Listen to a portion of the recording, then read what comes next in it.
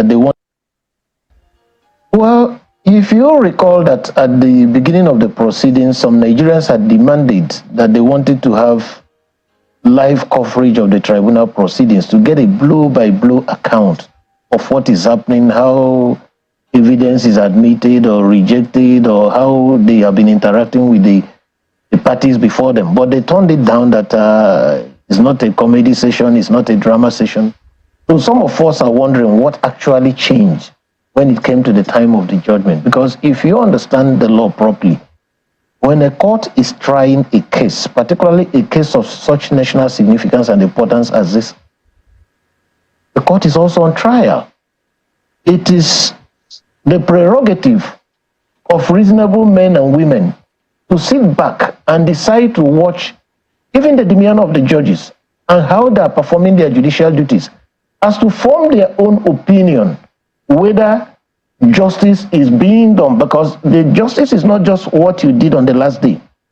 It's a continuous exercise. What you did on the first day built up into the second day until you were ready to read the judgment. So some of us were wondering what exactly changed between that first request, which was turned down, and this one, which on the court on its own, so much the court, there was nobody who applied. The court on its own now said everybody should come, everybody should watch.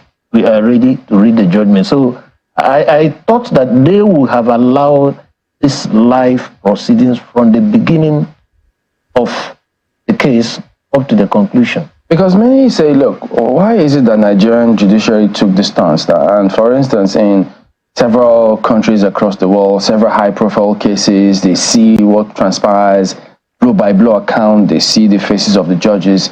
But in this case, we don't see their faces. Even yesterday, I hardly saw the face of any judge. I don't know if I'm right or wrong. You're very right. That was a directive. That yes, nobody. Just so what exactly were they hiding? You know, there are things that raises questions. These are Nigerians. Many lawyers know them. Many people know them. What exactly were they hiding to say, don't put the camera? Because even the idea of you hearing a voice without seeing the person, the reading, the face, the gesticulations, even the way the person looks, it makes it look somehow like an artificial intelligence kind of proceeding. There was absolutely no reason why we shouldn't have seen them. And nobody, there was no provision of the law, no rules of court that said that their faces should be hidden. Why do you have to hide if you know you are doing the right thing? So some of these things were questions agitating the minds of some Nigerians yesterday. Okay, so yes, so guys, you've heard it for yourself. Why did they not allow their faces to be captured? They told us that they wanted to be streamed live. And when it was time, they said, please, we don't want your camera to face us. Don't show our faces. Were they trying to hide anything? Like what this man just said, Mr. Eze, he was saying that people would have loved to see their faces while they were reading this judgment. Their body language and all that. But they told maybe the journalists not to capture them. Doesn't mean they've got anything to hide. Doctor, what do you have to say about this? So that I still have another clip that I want to play. See, if you want to call me a conspiracy theorist this night. Rude, while they were reading this judgment, they were like saying that the petitioner did not do this. The petitioner, as in they just exonerated INEC and the respondents. The hammer was just falling on the petitioner. When it was time for Peter Obi's case to be looked into, they were just like, the petitioner did not. And like Mr. Eze Onyekwere was like, is it now a crime that the petitioner took his case to the court for the court to look into it? Please, before you come into this, let me equally allow this clip to play, because not honestly, just this, that judgment was panel alone. Usually go what I call a wild goose chase.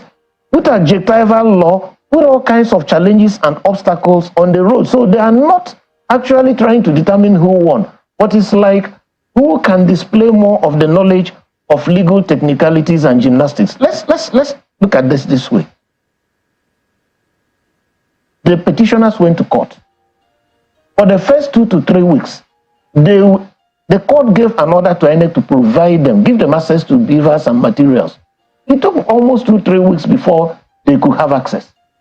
And they didn't have more than a couple of days before INEC came back with an application they want to wipe out because they have to use the machine for another election, if you recall.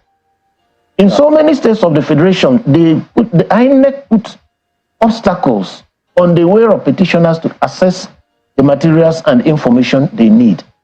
Now you put the whole blame, the whole onus, because hearing the judgment yesterday, the recurring decimal was the petitioner failed, the petitioner failed. At some point, it was sounding like a rebuke to the petitioner for coming to court in the first place. All right? Now, if you are presuming regularity from a government agency like INEC, and it has been shown to you that there was nothing regular about what they have done. They uploaded materials on the net, and you have materials from Casina in Port Harcourt or in Abia. You have from Abia in Meduguri, all those kind of things. Thank you for this video. That was exactly what I was saying earlier on. The burden of proof, according to this barrister is saying if, but indeed in law and according to our Evidence Act, by mere begging INEC, which is mandated by law to provide them, has exonerated Labour Party. He has now shifted the burden of proof to INEC. Do you know what it means? Somebody challenged me for presenting fake certificates to INEC if I am a politician. All right? And the court mandates the school to come and prove it. And the school did not come to prove it. Okay, now let me use another thing, because the school, they are deliberative, they want to come or not. Let me just put it again. INEC is a government agency. INEC is like the police who investigated the matter and said, we found this person's DNA on the murder weapon. And that person's defense says, give me that copy of the DNA. Let me compare it with my own pathologist. You said no. Haven't you told that person now that you're lying? Because you owe him everything that will make him prove his case. And according to our Evidence Act, a body like INEC, this whole thing, or the only thing Peter Obi should do, or Labour Party, according to our Evidence Act, is just to tell the court there was irregularity and go and sit down, according to our Evidence Act. And the next thing will be the body that says that no, there was no irregularity, to come and prove that there is no irregularity. By doing what? Saying, my lord, they said there was irregularity. No, look at the result. Oh, there is no irregularity here. But they kept it. Nigerians remember when they even had to go to court, to go to the same judges, to ask the same judges to mandate INEC not to reformat the beavers. These same 5 men authorized INEC to wipe it off and give Labour Party the certified true copy. These same judges. That's why I can't believe that they wrote that judgment. They couldn't have written that judgment. They could not have written that judgment. That judgment looks like Olanipekun's reply that they picked and removed Olanipekun's name and put their own and read to us. If you have read Olanipekun's reply, it was both the terms he was using, the fallacious, all those terminologies. It looks like they just picked his reply, removed his name, put their own, and read it. I can't believe that those judges read it, that they wrote that judgment. And that's what this man is saying. I'm enjoying him. Please continue. That rebuts that presumption of regularity. It should be up to the commission to show why it has to be believed. You put everything on a petitioner, just a political party leader, and he's not part of INEC, he's not part of the police, he's not part of the law enforcement agencies. You now want him to also prove. For instance, INEC put up a portal. They also manipulated the portal. And you want the petitioners to prove how INEC manipulated the portal. It is up to INEC to come forward with credible evidence that a portal, which they told Nigerians was the game changer, suddenly went off for a few hours and resumed the following day. And the few hours it went off were the critical hours when it had to be relied upon. You also said nobody can force INEC to electronically transmit the result. Did anybody intend to force INEC? INEC came out with regulations, and we are the ones who asked the National Assembly to give them money, public money, my tax money, my honest sweat, and it was given to them. They built up a portal and regaled Nigerians at various fora, from Mr. Yakubu to Festus Okoye to all of them, both within Nigeria and outside, about the game changer they had. And at the critical moment, they failed. And you are saying nobody can force them. Did anybody intend to force them? They made a promise, spent taxpayers' money, and failed. And instead of rebuking them, you are rebuking a petitioner who says, I relied on what my... Please. You remember I used to say that promise. INEC don't owe us a promise. But let me, for benefit of aligning myself with this honorable learned gentleman, they made a promise, but they drove their promise into law and actually codified their promise. To codify it means to make it a law. So that promise became a law, meaning that even if they change their mind, they can't, even if they don't want again, they can't change their mind because it has become a law. And the judges who knows the importance of this said, no problem. What somebody I saw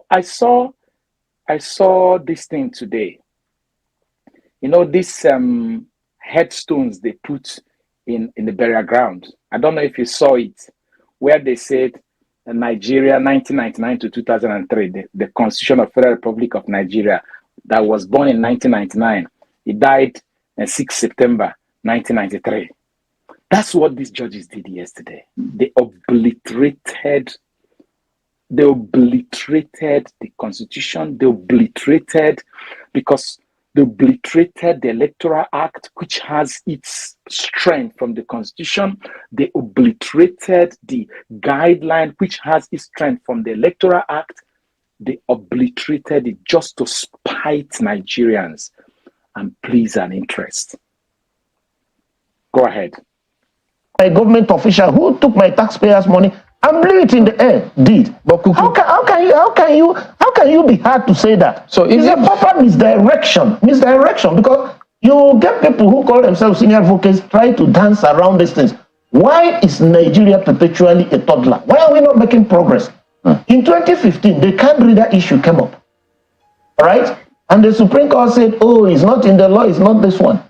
When you have a mischief in the law which has been identified, you recall the Saraki Senate even amended the Electoral Act which Buhari didn't want to sign. Even the Senate and the House did. It was at the last minute that he was forced by public opinion to sign. These amendments, some of them, were meant to cure the mischief that were discovered close to 10 years, 5, 7, 8, 10 years ago. And we are still repeating the same thing, we don't learn from our mistakes if they were mistakes, making me to believe that these things were deliberately planned and have the courts affirm them. And then what message are we sending? And in law, those facts, the onus is on the person to come and give evidence on why he shouldn't be held, that these things should proceed in the normal course of things. You built a portal, or you commissioned experts to build a portal. When they finished, they reported to you. You were given the back end, the passwords. Your own IT technicians are the ones who are now in charge. The person who built it has gone. All right? And you made a promise to everybody, uncoerced. It's not like anybody forced you. You came out in public and said this is a game changer. So when you did not deliver, should I have the onus to show why you did not deliver? When I don't have access to the engine room, the back end, the passwords, and anything, it is you who should come and tell us. And don't tell us things that don't make sense. Oh, you had a glitch. What is a glitch? You shut down a system, you say it's a glitch. Thank you. Thank you. The man has summarized it. You know, I was coming to the mischief rule. He mentioned it. In this place, before the so-called judgment yesterday, we have mentioned mischief rule several times. What is mischief rule for those of us who do not understand? It is when there is a weakness in an existing law. A weakness in an existing law. And then you wanted to correct it. So you send a new law to the National Assembly or to the lawmakers of whatever country. That lawmakers will now look at that weakness and then correct that weakness by an addition of a law. That is why they always say 1999 as amended, 2022 as amended, Electoral Act 2011 as amended, 2022 as amended. Meaning that there's an amendment that was made in it to correct a certain gap or weakness. That is mischief on the user of that particular product, which in this instance is INEC. INEC identified it. INEC escalated it to the lawmakers, who are the only body empowered with correcting it by way of lawmaking. And the lawmaker, it started from Saraki's time in 2015, which Buhari refused to sign because he thought it's going to impact him from winning in 2019. And even after 2019, that's why I said they mistakenly amended it. He just signed it into law. He came in 2022 for this election because he himself is not going to be on the ballot. Now, what happened is that the executive now signs it into law. So that mischief is now corrected. The implementation goes back to the hand of the user, which is INEC, to execute it again. Now, if for any reason that issue that was corrected emanated, that lands in the judiciary, have you seen it now? Legislature, executive, judiciary. The law, the mischief rule is that the judge who is sitting in the case will first of all bear in mind the mischief that the previous law wanted to correct, which this law has now corrected, and use it as a platform upon which he will judge. Meaning that everything we have talked, you see, when both PDP and Labour Party were going to court, they thought they were going to court to become, lawyers who present cases without knowing that there's an ulterior motive, that they are coming to present things according to law. Others are coming according to their mindset and their power.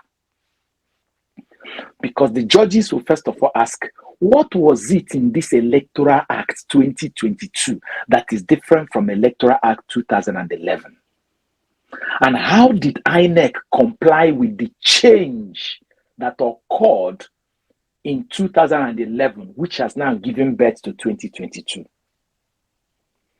And all of them, our honorable judges threw it away. Because that thing whereby they expect you to bring witness from 176,000 polling units, you've just heard me now read section 137. It says it's no longer necessary as long as INEC certifies the result and give. The judges are bound to use the one that INEC certified to say, okay, if INEC certified this result, we have calculated it. This guy who is saying that he won, he actually won. Or this guy that is disturbing us, he didn't actually win. But what INEC gave was nothing. The judges would have said the mischief is that before you don't use to certify. Now you have certified it and we'll use what you give to us. Simple. Nigerians, please, please, as I said yesterday, it is good you know how we were robbed.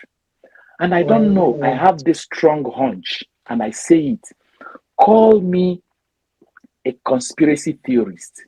I don't believe 1 second that those judges wrote what they read. And I don't even believe that they were giving those judgments a night before. I believe that as they walked into their chambers, that judgment they read yesterday was there waiting for them.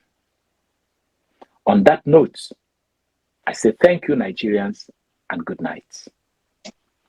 Yes, thank you very much, Doctor. Yeah, we look forward to Peter Obi's legal team filing this appeal at the Supreme Court. Let's believe that justice will be served this time. Let's just believe that our judges must have realized their mistakes, as in watching what happened yesterday. No, you feel like crying, crying the way they were like mentioning the petitioner. The hammer was just falling on somebody that ran to them for help. They now turn around to start beating the person. Can you imagine? That was exactly what happened yesterday. Peter Obi went to court thinking that he would get justice there. They rather turn around and were like blaming him for some of the things that happened, even those that INEC Mahmoud is even responsible for. They were now telling Mr. Peter Obi that he couldn't prove that elections were rigged at this polling unit, the numbers and all that, and he didn't bring enough evidence. Honestly, if you've not watched that judgment for yesterday, it would be nice you go and watch it, because doctor is saying that he's not sure that they wrote what they read out yesterday, because reading it out, the flow was not there. It was as if they were even like struggling, while reading it. So I don't know. We just want to believe that the Supreme Court will come to our rescue. To the rescue of the Nigerian people, because people think it's just about Peter Obi. Peter Obi told Nigerians that I am not the one running for this presidency. You are the one running through me. We want Nigeria to move forward. We want Nigeria to be better. And we look forward to getting justice at the Supreme Court. So, guys, I want to say a very big thank you